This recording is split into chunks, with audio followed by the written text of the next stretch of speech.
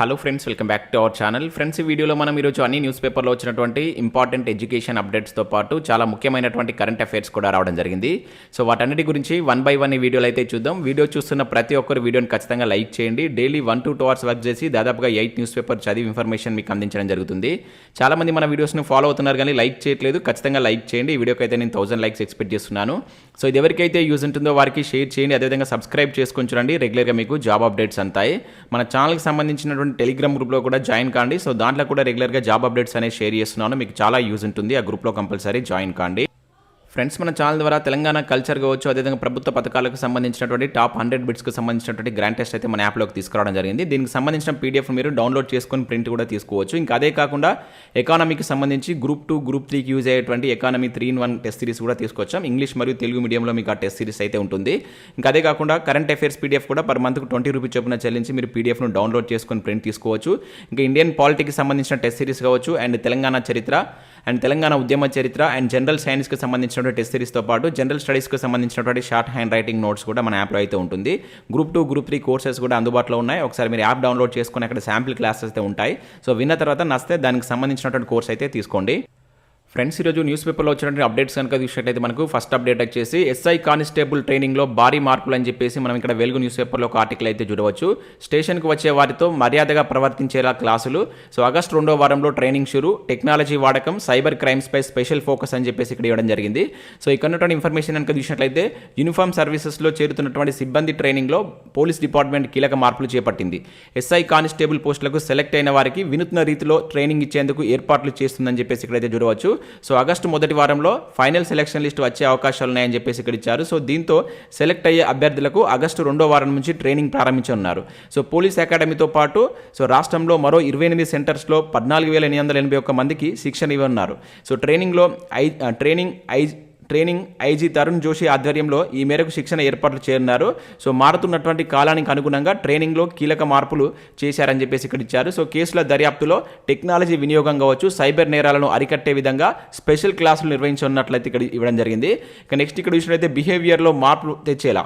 So ప్రధానంగా police బిహేవియర్లో మార్పులు తెచ్చే విధంగా ట్రైనింగ్ ఇవ్వనున్నారు. సో స్టేషన్కి వచ్చేటువంటి బాధ్యతలతో మర్యాదగా వ్యవహరించవలసినటువంటి అంశాలపై సో ఇండోర్ ట్రైనింగ్లో కీలక మార్పులు అయితే చేయనున్నారు. సో టెక్నాలజీ కావచ్చు, సైబర్ క్రైమ్స్ ఇంకా దర్యాప్తుపై పట్టు సాధించే విధంగా పాఠ్యాంశాలను ప్రవేశపెట్టనున్నారు.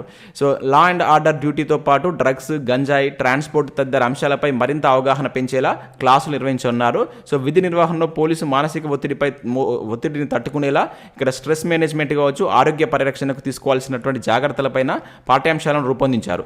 అయితే అవుట్డోర్ ట్రైనింగ్లో మాత్రం మార్పులు తక్కువగా ఉండేలా చర్యలు తీసుకున్నారని చెప్పేసి ఇక్కడ మనకు పోలీస్ ఉద్యోగాలకు సంబంధించినట్టు ఒక ఇంపార్టెంట్ అప్డేట్ అయితే వెలుగు న్యూస్ పేపర్లో రావడం జరిగింది. సో ఈ రిజల్ట్కి సంబంధించి మనకు ఒక్కొక్క న్యూస్ పేపర్లో ఒక్కొక్క రకంగా అయితే ఇస్తున్నారు. మనం ఇంతకుముందు లాస్ట్ వీక్లో కనుక చూసినట్లయితే ఈ మంత్లోనే రిజల్ట్స్ వస్తుందని చెప్పేసి ఇవ్వడం జరిగింది. ఇక్కడైతే ఆగస్టు మనకు 1వ వారం అని చెప్పేసి ఇక్కడ ఇస్తున్నారు, 2వ వారం అని చెప్పేసి ఇక్కడ ఇవ్వడం జరిగింది. సో ఇప్పటివరకు అయితే మనకు TSLPRB అఫీషియల్గా మాత్రం ఎటువంటి అప్డేట్ అయితే ఇవ్వలేదు. సో అదైతే ఇక్కడ గమనించండి. నెక్స్ట్ విషయంలో అయితే TPO పరీక్షకు 60% మంది హాజరని చెప్పేసి ఇక్కడ TSPSC నుంచి ఒక అప్డేట్ అయితే మనం చూడవచ్చు. సో శనివారం జరిగినటువంటి TSPSC town planning officer TPO పరీక్షకు 60% మంది అభ్యర్థులు హాజరయ్యారు. సో రాష్ట్రంలో ఖాళీగా ఉన్నటువంటి 175 TPO పోస్టుల భర్తీ కోసం TSPSC అయితే నోటిఫికేషన్ జారీ చేసింది. సో ఈ పోస్టులకు సంబంధించి 33,000 మంది దరఖాస్తు చేసుకోగా పరీక్షకు 20,000 మంది హాజరయ్యారు. అంటే 60.66% మంది నేను హాజరైనట్లు ఇక్కడ ఒక అప్డేట్ అయితే మనకు రావడం జరిగింది. నెక్స్ట్ కనుక విషయంలో ఇక్కడ గ్రూప్ 1కి సంబంధించిన అప్డేట్ చూడవచ్చు. సో గ్రూప్ 1 ప్రిలిమినరీ కీపై నిపుణుల కమిటీ అని చెప్పేసి ఇక్కడ ఇచ్చారు. సో గ్రూప్ 1 ప్రిలిమినరీ కీపై వచ్చినటువంటి అభ్యంతరాలు పరిశీలించడానికి నిపుణుల కమిటీని ఏర్పాటు చేయాలని చెప్పేసి TSPSC నిర్ణయించిందని చెప్పేసి ఇక్కడ మనం చూడవచ్చు. సో గ్రూప్ 1 ప్రిలిమినరీ పరీక్షను జూన్ 11న నిర్వహించారు. ఇందుకు సంబంధించినటువంటి ప్రాథమిక కీని జూన్ 28న అయితే ప్రకటించారు. సో దీనిపైన అభ్యంతరాలు తెలపడానికి ఈ నెల 1 నుంచి 5వ తేదీ వరకు అయితే మనకు అభ్యర్థులకైతే అవకాశం ఇవ్వడం జరిగింది. సో అభ్యర్థుల నుంచి వచ్చినటువంటి ఈ అభ్యంతరాలను పరిశీలించడం కోసం ఆయా రంగాలకు చెందినటువంటి నిపుణులతో ప్రత్యేక కమిటీని ఏర్పాటు చేయనున్నారు. సో వచ్చినటువంటి అభ్యంతరాలు ఈ కమిటీ పరిశీలించిన తర్వాత తుదికీని ప్రకటించనున్నట్లు ఇక్కడ మనకు గ్రూప్ 1కి సంబంధించిన ఒక అప్డేట్ అయితే మనం చూడవచ్చు. నెక్స్ట్ అప్డేట్ కనుక చూసినట్లయితే సర్కారు స్కూళ్లలో సబ్జెక్ట్ టీచర్లు లేరు అని చెప్పేసి ఇక్కడ వెలుగు న్యూస్ పేపర్లో ఒక అప్డేట్ చూడవచ్చు. కుంటపడుతున్నటువంటి బోధన, సబ్జెక్ట్ టీచర్లు లేక స్టూడెంట్స్కు నష్టం, సింగిల్ టీచర్ లీవ్ పెడితే స్కూల్ బందే, రెగ్యులర్ సీనియర్ హెచ్ఎంలు కరువు, సో నిర్వహణ బోధనలో తప్పని ఇబ్బందులు, సో 10th క్లాస్ పరీక్షల రిజల్ట్స్పై ప్రభావం అని చెప్పేసి ఇక్కడ ఒక అప్డేట్ అయితే రావడం జరిగింది. సో సర్కార్ స్కూల్లో టీచర్ పోస్టులు భారీగా ఖాళీగా ఉన్నాయి. దీంతో గవర్నమెంట్ స్కూళ్ళలో బోధన కుంటపడుతుంది. సో ప్రధానంగా హై స్కూళ్ళలో మ్యాథ్స్ కావచ్చు, science, social, English subject teacher లేక స్టూడెంట్స్ వెనుకబడుతున్నారు. ఫలితంగా 10th వార్షిక పరీక్షల రిజల్ట్స్పై ప్రభావం చూపుతుంది. సో ప్రైమరీ స్కూళ్ళలో అయితే ఎస్జిటి పోస్టులు పెద్ద సంఖ్యలో ఖాళీగా ఉన్నాయి. సింగిల్ టీచర్ ఉన్నటువంటి స్కూల్లో వారు ఏదైనా పని మీద లీవ్ పెడితే స్కూల్ బంద్ అయ్యేటువంటి పరిస్థితి అయితే నెలకొంది. సో మరోవైపు ప్రాథమికోన్నత పాఠశాలలో ఒక్క హెడ్ మాస్టర్ పోస్ట్ కూడా లేదు. సో ఈ పోస్టులు ఖాళీగా ఉండడంతో స్కూళ్ళ నిర్వహణ ఇబ్బందికరంగా మారిందని చెప్పేసి ఇక్కడ ఇచ్చారు. సో సీనియర్ టీచర్లకు ఇన్ఛార్జ్ హెచ్ఎం బాధ్యతలు అప్పగిస్తుండడంతో స్టూడెంట్స్కు పాఠాలు బోధించడం స్కూల్ నిర్వహణ వారికి భారంగా మారిందని చెప్పేసి ఇక్కడ ఒక అప్డేట్ అయితే ఇవ్వడం జరిగింది. సో ఇక్కడ కొన్ని డిస్ట్రిక్ట్స్కి సంబంధించినటువంటి ఖాళీల వివరాలు కూడా ఇచ్చారు. ఇక్కడ మెదక్ జిల్లాలో 628 ఖాళీలు ఉన్నాయని చెప్పేసి ఇచ్చారు. సో జిల్లా వ్యాప్తంగా అక్కడ హై స్కూల్, అక్కడ యూపీఎస్ కావచ్చు, అదేవిధంగా ప్రైమరీ స్కూళ్ళలో కలిపి మొత్తం టీచర్ పోస్టులు 3990 ఉండగా దానిలో 3362 మంది ఉన్నారు. సో ఇవి పోను ఆయా స్కూళ్ళలో ఉన్నటువంటి కేటగిరీలు కలిపి 628 పోస్టులు ఖాళీగా ఉన్నట్లు ఇక్కడ ఇవ్వడం జరిగింది. దీనిలో మనకు గ్రేడ్ 2 హెడ్ మాస్టర్ పోస్టులు వచ్చేసి 74, school assistant maths Telugu medium వచ్చేసి 45, ఉర్దూ మీడియం వచ్చేసి 2, physical science Telugu medium 22. So ఈ విధంగా అయితే మొత్తం టోటల్గా 628 ఖాళీలు అయితే మనకి ఇక్కడ మెదక్ జిల్లాలో ఉన్నట్లు ఇచ్చారు. అదేవిధంగా సిద్దిపేటలో కనుక చూసుకున్నట్లయితే 650 పోస్టులు ఖాళీగా ఉన్నాయి. వీటిలో ఎస్జిటి 150, అదేవిధంగా హెచ్ఎంలు 69 అండ్ ఎస్ఏఓలు మనకు 431 పోస్టులు ఖాళీగా ఉన్నట్లు ఇక్కడ ఇవ్వడం జరిగింది. అదేవిధంగా సంగారెడ్డి జిల్లాకు సంబంధించి చూసినట్లయితే మొత్తం 900 పోస్టులు ఖాళీగా ఉన్నాయని చెప్పేసి ఇక్కడ ఇచ్చారు. దీనిలో గెజిటెడ్ హెచ్ఎంలు వచ్చేసి 264, స్కూల్ అసిస్టెంట్ సోషల్ వచ్చేసి 90, స్కూల్ అసిస్టెంట్ బయో సైన్స్ వచ్చేసి 61, స్కూల్ అసిస్టెంట్ ఇంగ్లీష్ వచ్చేసి 18, Hindi 7, school assistant maths 16. So ఈ విధంగా టోటల్గా 3 జిల్లాలకు సంబంధించినటువంటి ఖాళీల వివరాలు కూడా మనకి ఇక్కడ ఇవ్వడం జరిగింది. సో టీచర్స్ లేక స్టూడెంట్స్ ఇబ్బంది పడుతున్నారంటే ఇక్కడ మనకు వెలుగు న్యూస్ పేపర్లో ఒక అప్డేట్ అయితే ఇచ్చారు. ఇక నెక్స్ట్ కనుక చూసినట్లయితే ఆశ్రమ స్కూళ్లలో ఖాళీల భర్తీకి త్వరలో నోటిఫికేషన్ అని చెప్పేసి మరొక అప్డేట్ ఇక్కడ మనం చూడవచ్చు. గిరిజన శాఖ మంత్రి సత్యవతి రాథోడ్ సో రాష్ట్రంలోని ఆశ్రమ పాఠశాలలో ఉన్నటువంటి ఖాళీలను భర్తీ చేస్తామని, ఇందుకు త్వరలోనే నోటిఫికేషన్ విడుదల చేస్తామని చెప్పేసి ఇక్కడ గిరిజన శాఖ మంత్రి సత్యవతి రాథోడ్ వెల్లడించారు.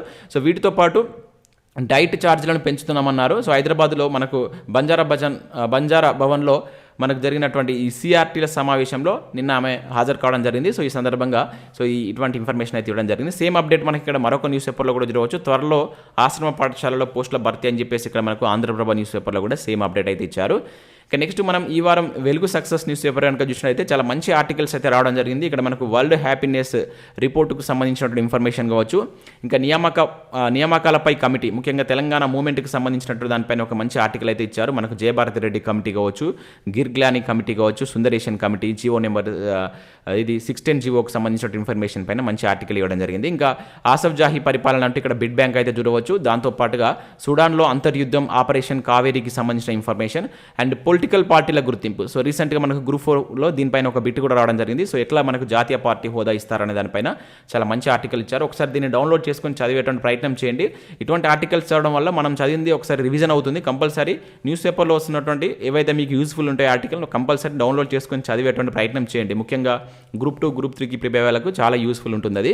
ఇక నెక్స్ట్ ఇక్కడ ఈనాడు ప్రతిభకు సంబంధించి చూసినట్లయితే సో మనకు భారతదేశ చరిత్ర, ఆధునిక భారతదేశ చరిత్రకు సంబంధించి ఇక్కడ భారత జాతీయ రాజకీయాలు అని చెప్పేసి ఒక ఆర్టికల్ అయితే ఇవ్వడం జరిగింది. దాంతోపాటుగా బయాలజీకి సంబంధించినటువంటి బిడ్ బ్యాంక్ కూడా ఉంది. ఒకసారి డౌన్లోడ్ చేసుకొని ప్రాక్టీస్ చేసేటువంటి ప్రయత్నం చేయండి. సో ఇవి మనకు వివిధ న్యూస్ పేపర్లో వచ్చినటువంటి education updates. Next current affairs చూద్దాం. చాలా ఇంపార్టెంట్ కరెంట్ అఫేర్స్ ఉన్నాయి, ఎక్కడ స్కిప్ చేయకుండా చూడండి. ఖచ్చితంగా లైక్ చేయండి. ఒకటే వీడియోలో మీకు ఎడ్యుకేషన్ అప్డేట్స్ అదేవిధంగా కరెంట్ అఫేర్స్ కలిపి అందించడం జరుగుతుంది. చాలామంది చూస్తున్నారు కానీ లైక్ చేయట్లేదు. ఖచ్చితంగా లైక్ చేసి మీ మిత్రులకైతే షేర్ చేయండి. సో ఇక్కడ మనం ఫస్ట్ కరెంట్ అఫేర్ కనుక చూసినట్లయితే జావేద్ అఖ్తర్కు డాక్టర్ సినారే జాతీయ పురస్కారం అని చెప్పేసి ఒక ఇంపార్టెంట్ కరెంట్ అఫేర్ అయితే చూడవచ్చు.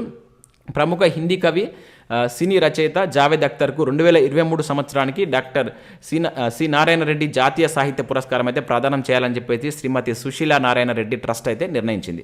సో పలు ప్రేక్షకాదరణ పొందినటువంటి చిత్రాలకు రచన చేసినటువంటి జావేద్ 5 సార్లు ఇప్పటికే జాతీయ ఉత్తమ గీత రచయిత, 6 సార్లు ఫిలింఫేర్ ఉత్తమ గీత రచయితగా, 4 సార్లు ఉత్తమ స్క్రిప్ట్ రైటర్గా పురస్కారాలు అయితే అందుకున్నారు.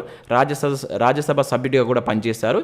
సో ఈ నెల 29న హైదరాబాద్లో మనకు రవీంద్ర భారతిలో నిర్వహించినటువంటి జ్ఞానపీఠ పురస్కారాల గ్రహీత పద్మభూషణ్ డాక్టర్ సి నారాయణ రెడ్డి జయంతి మహోత్సవాల్లో సో జావేద్కు ఈ పురస్కారాన్ని అయితే అందజేయనట్లు ఇక్కడ ఒక అప్డేట్ అయితే రావడం జరిగింది. సో ఓవరాల్గా మనం గుర్తుంచుకోవాల్సింది ఏంటంటే డాక్టర్ సినారే పురస్కారం అనేటువంటిది ఎవరికి వచ్చింది జాతీయ పురస్కారం అని చెప్పేసి డైరెక్ట్ అడుగుతాడు, జావేద్ అఖ్తర్ అని చెప్పేసి గుర్తుంచుకోండి. చాలా ఇంపార్టెంట్ కరెంట్ అఫైర్ అది.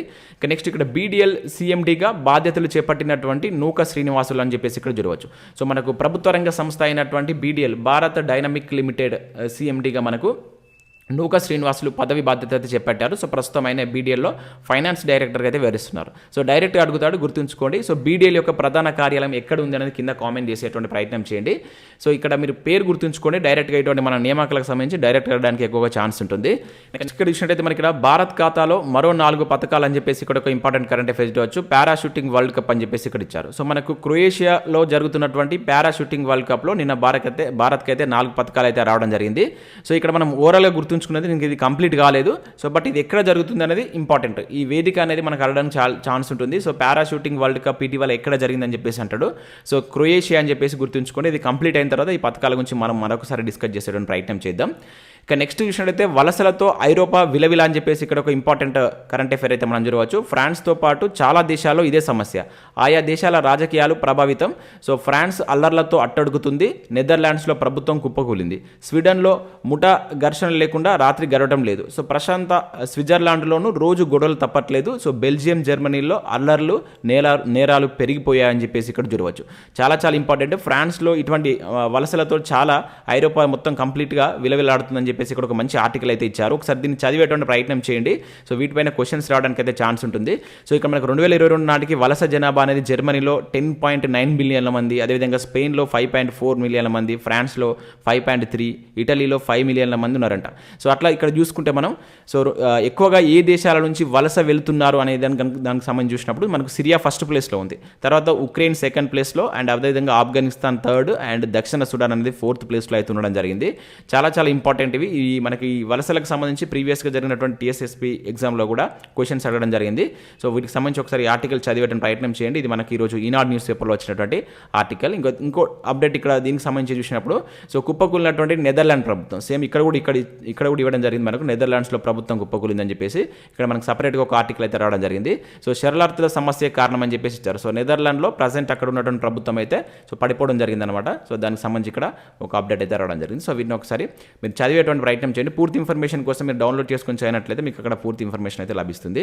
సో ఇవి మనకు వివిధ న్యూస్ పేపర్లో వచ్చినటువంటి ముఖ్యమైనటువంటి ఎడ్యుకేషన్ అప్డేట్స్, అదేవిధంగా కరెంట్ అఫైర్స్. సో వీడియో నచ్చినట్లయితే లైక్ చేసి మీ మిత్రులకైతే షేర్ చేయండి. అదేవిధంగా మన టెలిగ్రామ్ గ్రూప్లో జాయిన్ కాండి. సో దాంట్లో కూడా మీకు యూస్ఫుల్ అయ్యేటువంటి ఇన్ఫర్మేషన్ అయితే షేర్ చేయడం జరుగుతుంది. అండ్ అదేవిధంగా మన యొక్క యాప్ను డౌన్లోడ్ చేసుకోండి. దానిలో మీకు గ్రూప్ 2, గ్రూప్ 3కి యూజ్ అయ్యేటువంటి చాలా టెస్ట్ సిరీస్ అయితే ఉన్నాయి. ముఖ్యంగా ఎకానమీకి సంబంధించినటువంటి తెలుగు మరియు ఇంగ్లీష్ మీడియంలో 3-in-1 ఎకానమీ టెస్ట్ సిరీస్ అయితే మేము తీసుకురావడం జరిగింది. ఇంకా దాంతోపాటుగా చరిత్రకు సంబంధించి కావచ్చు, పాలిటిక్స్ సంబంధించి కావచ్చు, అండ్ తెలంగాణ ఉద్యమ చరిత్రకు 3000 బిట్స్తో మనకు టెస్ట్ సిరీస్ అయితే ఉంది.